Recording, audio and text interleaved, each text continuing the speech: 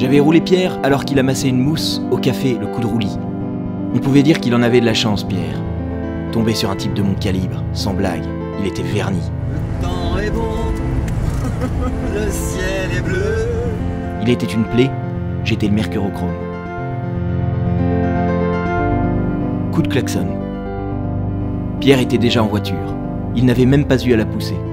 Elle était repartie dans une quinte, crachant par le pot ses 4 temps. Son conducteur faisait le fier. Alors, qu'est-ce que t'en dis de ma berline? J'en disais ce que j'en avais lu. La firme Peugeot, avant de fabriquer des autos, s'était d'abord illustrée dans la conception de moulins à café. Un peu comme si Moulinex se piquait soudain d'aéronautique, ou Babybel se lançait dans l'industrie pharmaceutique. Je ne voulais pas mourir en Babybel. Mais qu'est-ce que tu racontes? Allez, file s'il te plaît, boucle-moi ta ceinture et ta gueule.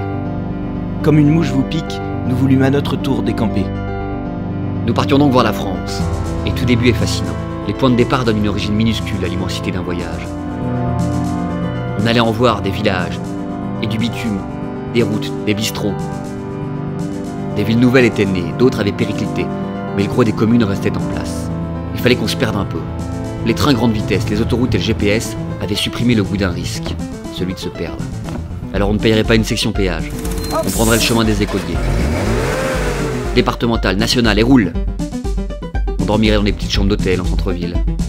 On dormirait dans notre vieille 204 s'il le fallait. Nous en étions au premier pas, au kilomètre zéro.